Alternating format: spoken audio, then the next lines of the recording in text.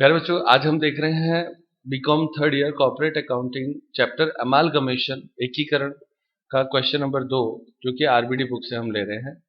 इसमें दिया हुआ है आबाद लिमिटेड और नाबाद लिमिटेड का 1 अप्रैल 2019 को एकीकरण हुआ, यानी अमालगमेशन। विद्यमान कंपनियों के व्यवसाय के अधिग्रहण हेतु कामयाब लिमिटेड का समामेलन किया गया। तो आबाद लिमिटेड और नाबाद लिमिटेड दो थी, और इसके लिए एक नई कंपनी बनाई, कामयाब लिमिटेड। तो ये दोनों कंपनियां समाप्त हो जाएंगी, वेंडर हैं, ठीक है। और ये कंपनी जो उसके बिजनेस को परचेज करेगी तो परचेजर है, क्लियर। दो कंपनियां वेंडर है और एक परचेजर है। और ये अमालगमेशन की बेसिक कंडीशन, जो फर्स्ट तरह का अमालगमेशन होता है, वो सिचुएशन आती है। आगे देखते हैं।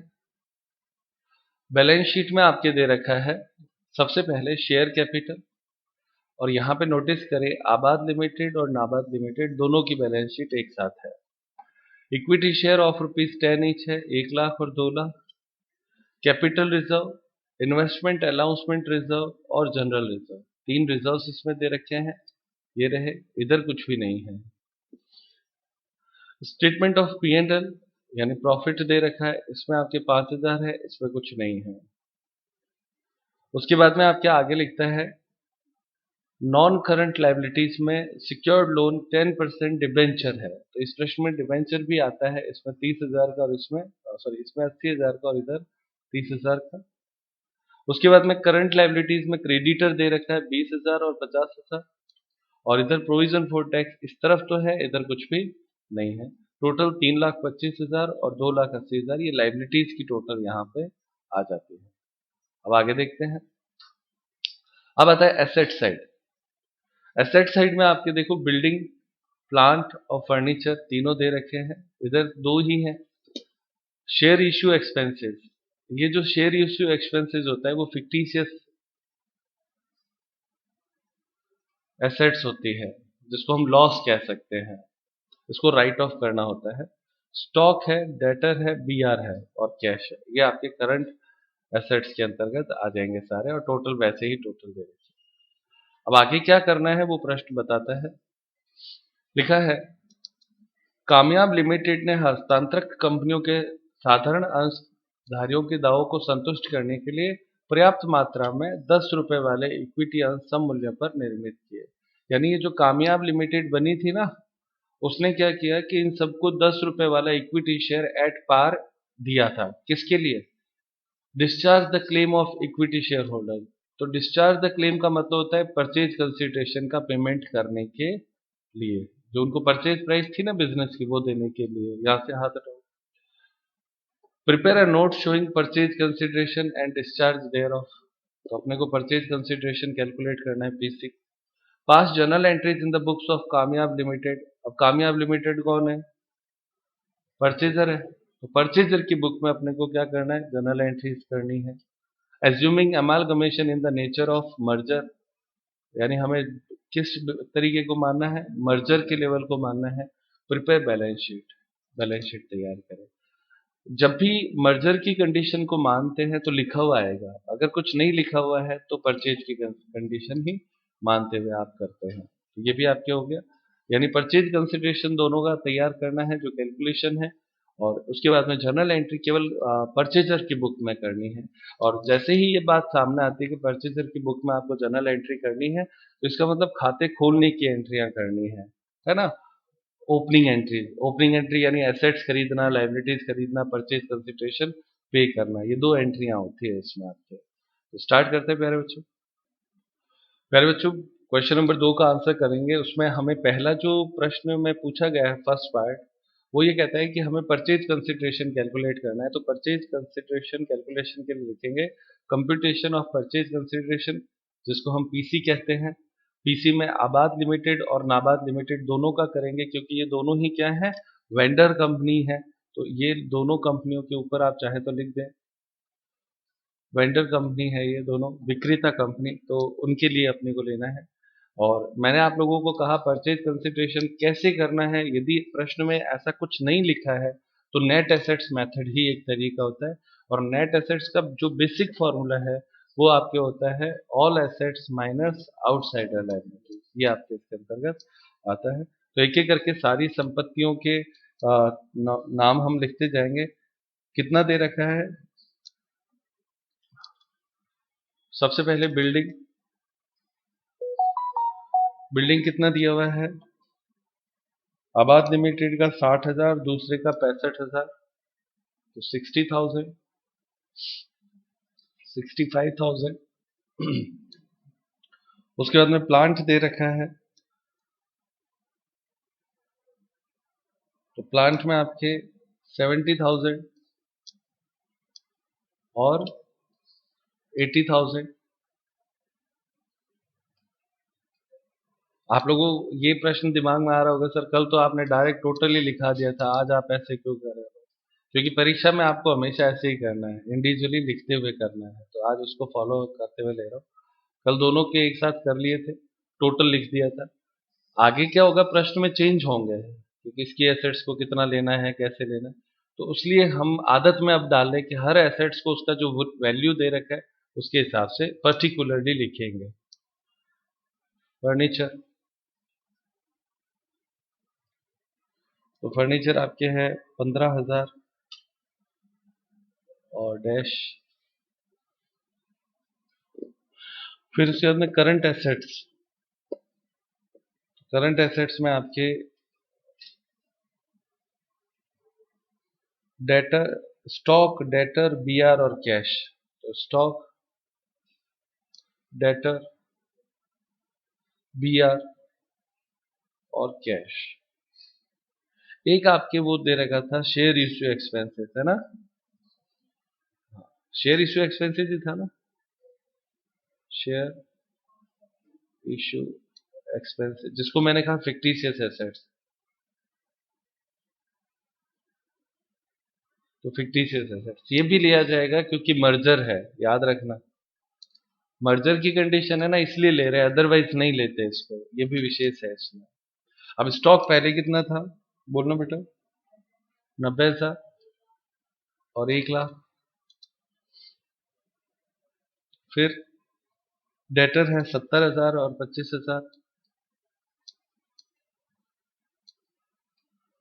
फिर उसके बाद में bank, cash at bank 5,000, 10,000। Sorry, BR है क्या? बीआर कितना है? 10,000 और डैश, 10,000 और डैश। और फिर कैश है 5,000 और 10,000। और शेयर इश्यू एक्सपेंसेस कितना दे रखा है? 5,000 और डैश। मैंने आपसे कहा कि ये शेयर इश्यू एक्सपेंसेस इसलिए ले रहे हैं क्योंकि in the nature of merger है, अदरवाइज नहीं लेते हैं। वो आगे धीरे धीरे आप जब सवाल करते रहेंगे ना, तो आप लोगों को ये अपने आप समझ में आता रहेगा। तो टोटल एसेट्स कितनी आती है? 3,25,000। तो हम चाहते तो सीधा भी कर सकते, लेकिन चूंकि एग्जाम में हमें ये टोटल डिटेल दिखानी होती है, एक बात। दूसरी बात, मर्जर के क्वेश्चन जैसा कि मैंने कहा बहुत कम है, एक दो स्टार्ट के क्वेश्चन है बस। बाकी जितने भी क्वेश्चन है वो सारे in the nature of purchase होते हैं, और जब in the nature of purchase होते हैं तो सारी एसेट्स का जो वैल्यू है वो अलग अलग आता है। तो हर एसेट्स को अलग अलग अब हम लिखते चलेंगे हमेशा। 3,25,000 और 2,80,000। अब उसमें से लेस करो, लेस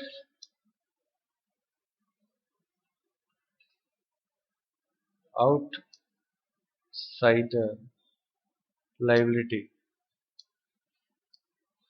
तो आउटसाइडर लाइबिलिटीज में आपके देखो, डिबेंचर, क्रेडिटर और टैक्स दे रखा है। डिबेंचर तो कितना परसेंट डिबेंचर है? 10%।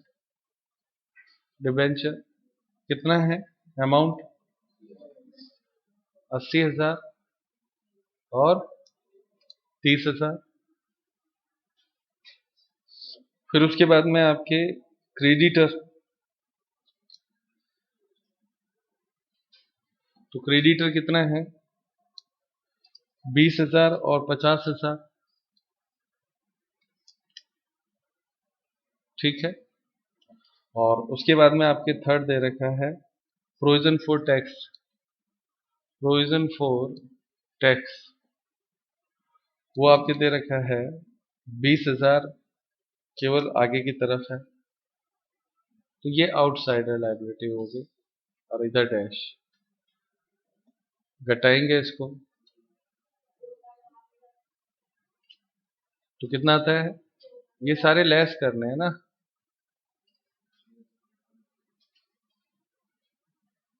2,05,000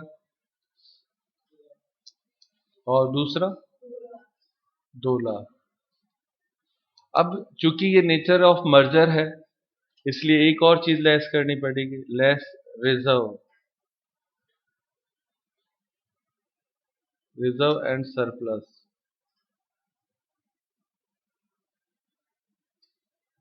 रिजर्व एंड सरप्लस ये भी घटाना पड़ेगा हेडिंग। तो इसमें आपके देखो 4 हैं, है ना? पहले में है केवल, दूसरे में नहीं है। कैपिटल रिजर्व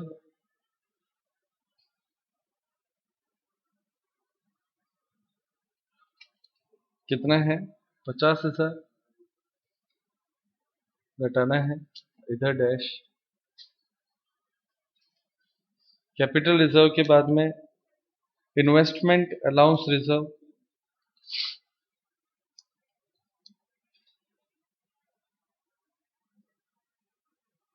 ये आपके कितना दे रखा है? 10,000 है, तो 10,000 लिखेंगे, इधर डैश। फिर उसके बाद में बच्चों क्या दे रखा है? जनरल रिजर्व 40,000 और पी एंड एल 5,000।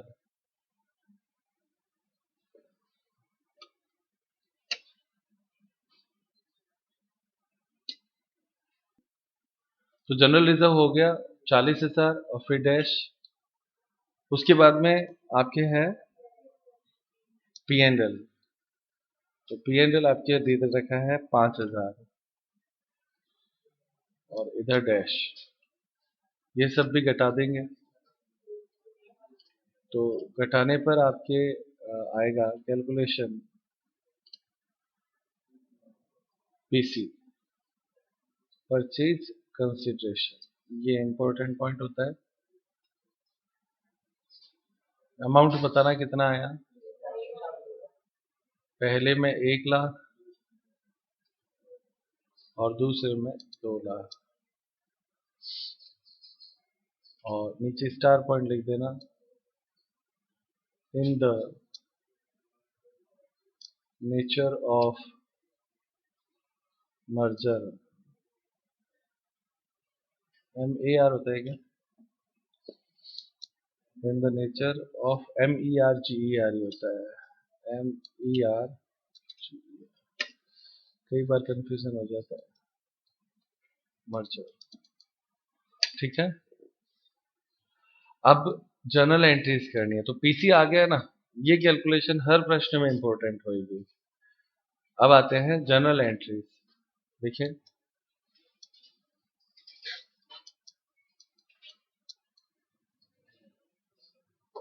और जर्नल एंट्रीज में किसकी बुक में करना है? In the book of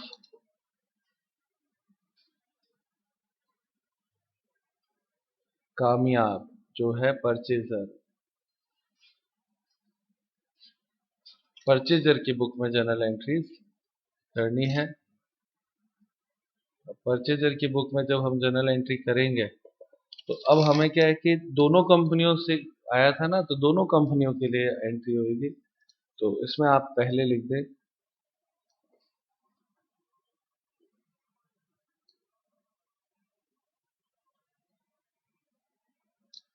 4। पहले कौन सी है? आबाद लिमिटेड।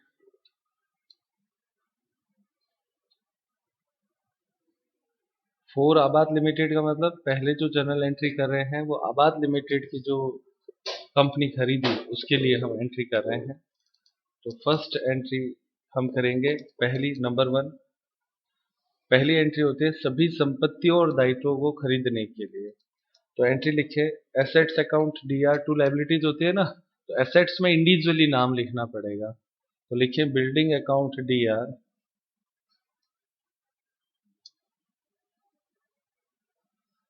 डीआर, और बच्चों इसमें ना वो डीआर-सीआर के कॉलम भी बना लो अमाउंट के।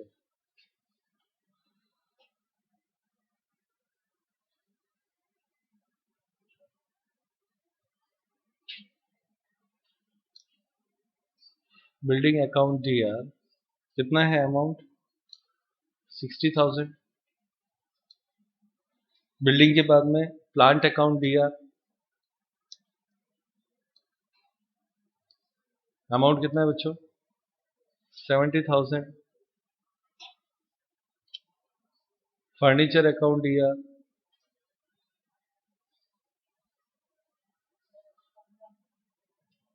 15,000। अच्छा, इसमें भी आप लोगों के मन में ये होगा कि सर अलग अलग क्यों लिख रहे हैं? तो बच्चों यहाँ पे तो कंपलसरी ही है, क्योंकि अगर आप डेबिट और क्रेडिट नहीं लिखोगे तो अकाउंट खुलेगा कैसे? समझ रहे हो? तो यहाँ पे वो नहीं है, वो तो वर्किंग नोट था परचेज कंसिडरेशन, तो उसमें एक साथ भी लिख देते हो तो कोई गलत नहीं करता है। पर जर्नल एंट्रीज में तो इंडिविजुअली आपको डेबिट करना ही पड़ेगा, क्रेडिट करना ही पड़ेगा, क्योंकि वो करने से ही उसका अकाउंट ओपन होता है। लेजर तभी तो बनेगी जब अकाउंट ओपन होएगा। ये चीज इंपॉर्टेंट है, याद रखना है। तो फर्नीचर हो गया। फर्नीचर की बात में स्टॉक, डेटर, बीआर, बैंक और प्रिलिमिनरी सारे बोलने हैं। स्टॉक कितना है? स्टॉक 90,000। मैं आगे पीछे लिखूं तो आप मेरे को सही बता देना बस। स्टॉक के बाद में डेटर की अमाउंट बताओ। 70। डेटर के बाद में बीआर, बीआर का कितना है? 10,000। उसके बाद में कैश का 5,000। और फिर वो खर्चा दे रहेगा तेरा इश्यू एक्सपेंसेस। आप उसको चाहे तो प्रिलिमिनरी एक्सपेंसेस भी लिख सकते हैं, या इश्यू एक्सपेंसेस या फिक्टिशियस एसेट्स, कुछ भी। आपने दिया हुआ क्या नाम है? इश्यू एक्सपेंसेस है ना? इश्यू एक्सपेंसेस ये आपकी फिक्टिशियस एसेट्स होती है। कितना है? 5,000। सारी एसेट्स के अकाउंट खुल गए एक ही एंट्री में। अब लाइबिलिटीज जो ली थी वो सारी आएगी। टू 10% डिबेंचर अकाउंट कितना है? 80,000। टू क्रेडिटर अकाउंट कितना है? 20,000। फिर टू प्रोविजन फॉर टैक्स कितना है? हाँ बेटा, 20,000। फिर उसके बाद में नेक्स्ट टू क्या है? सीआर कैपिटल रिजर्व कितना है बच्चों? 50,000। 50,000। फिर टू इन्वेस्टमेंट अलाउंस रिजर्व कितना है? 10,000। फिर टू जनरल रिजर्व कितना है? 40,000। टू पी एंड एल कितना है? 5,000। और फिर लास्ट, अब सारी चीजें आ गई, तो to liquidator, liquidator of Abad limited यहाँ पे आपको पीसी लिखना होता है। तो कितना कैलकुलेट करा पीसी हमने? 1 लाख। इसके बाद में आप चेक कर लिया करो कि डेबिट क्रेडिट बराबर आता है ना, और नरेशन लिख दो।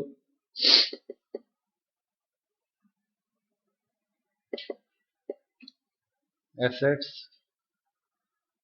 And liabilities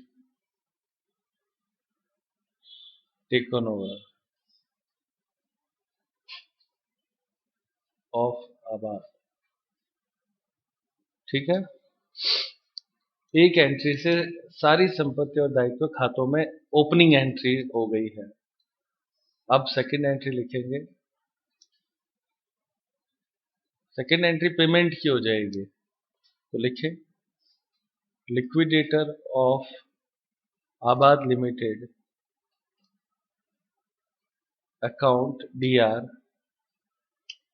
PC 1 lakh to. इसको प्रश्न में कहा था कि 10 रुपए वाले शेयर दिए जा रहे हैं, तो to equity share capital account, और अमाउंट आ जाएगी 1 लाख, और नरेशन आ जाएगा पीसी पेड। सही है ना? ये दो एंट्रियां आपके आबाद लिमिटेड में हो जाएंगी, पीसी पेड। और थर्ड एंट्री एक आपके और हो जाएगी डिबेंचर के लिए, फॉर डिबेंचर। कभी भी डिबेंचर दिया हुआ हो ना, तो उसके लिए एक एंट्री और करनी पड़ती है, क्योंकि उसके जो डिबेंचर पहले थे ना वो समाप्त हो जाते हैं, उसके लिए नए डिबेंचर दिए जाते हैं। तो यहाँ पे आप लिखेंगे 10% डिबेंचर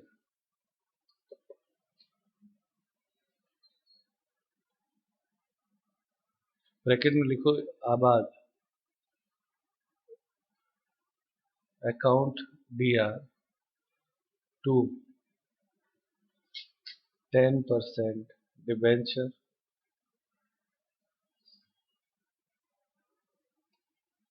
कामयाब अकाउंट।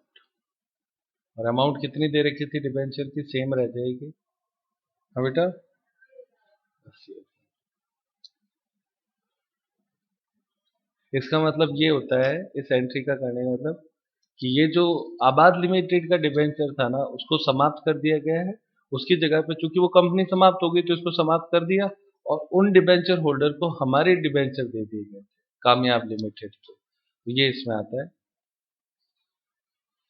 डिबेंचर एक्सचेंज लिख दो इसको। ठीक है ना, हमने डिबेंचर एक्सचेंज कर दिया। अब ये तीन एंट्रियां आपकी किसकी बुक में हो गई? हाँ बेटा, अब अपने को किसकी बुक में बनानी है? आबाद हो गया। अब सेकंड हेडिंग लिखो, in the sorry for the, book तो उसी की है, फॉर नाबाद लिमिटेड। अब सेम ऐसे ही तीन जनरल एंट्री अपने को नाबाद लिमिटेड के लिए करनी है। एसेट्स और लायबिलिटीज खरीदने की, लिक्विडेटर को पेमेंट करने की, डिबेंचर को एक्सचेंज करने की। ठीक है प्यारे बच्चों, देखते हैं, जल्दी से कर लेते हैं, 5 मिनट बचे हुए हैं।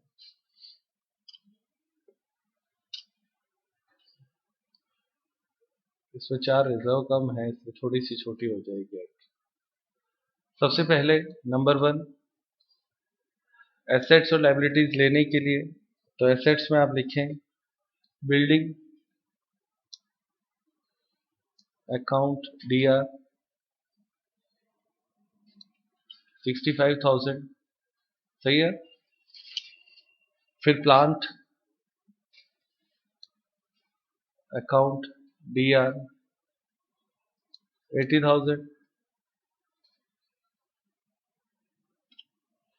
फिर उसके बाद में स्टॉक अकाउंट DR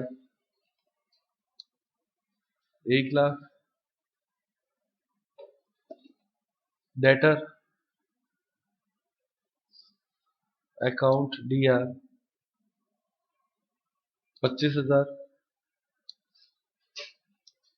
25,000 और बैंक अकाउंट DR 10,000। इतना ही है ना बच्चों? एसेट्स इतनी है। 2 लाइबिलिटीज में 10% डिबेंचर अकाउंट 2 10% डिबेंचर कितना है? 30,000। इधर लिखेंगे इस तरफ। 2 क्रेडिटर अकाउंट वो आपके है 50,000। 2 ही है ना? उसके बाद में और 2 क्या लिखना है? Liquidator of NABARD limited PC। ये शब्द क्यों आता है पता है ना? मैंने आपको बताया ना कि आपकी कंपनी, जब वेंडर कंपनी जो होती है उसको बंद कराने वाला व्यक्ति लिक्विडेटर होता है, तो जो परचेजिंग कंपनी है ना वो पैसा लिक्विडेटर को देती है। समझ में आता है? तो इसलिए लिक्विडेटर आता है। कितना आया था इसका परचेज कंसिडरेशन? 2 लाख। ठीक है बेटा। Assets and liabilities taken. अब उसके बाद में सेकेंड एंट्री, परचेज कंसिडरेशन का पेमेंट करना है। तो लिखे liquidator of NABARD limited account DR। उसको पहले क्या किया था? CR किया था ना, तो इस खाते को क्लोज करने के लिए DR कर दिया। और 2 में लिखेंगे इक्विटी शेयर कैपिटल। 10 रुपए वाले शेयर देंगे, अमाउंट आएगी 2 लाख से। ये 2 लाख PC से ही एंट्री इसकी होती है। कोई दिक्कत कर रहे बच्चों? Narration PC purchase consideration paid. और तीसरी एंट्री कौन सी करनी है? थर्ड, एक्सचेंज करना है डिबेंचर। 10% debenture account DR। कौन सा डिबेंचर है ये? नाबार्ड का है क्या? NABAD नाबार्ड। 2 10% डिबेंचर अकाउंट, ये आपके हो गया कामयाब।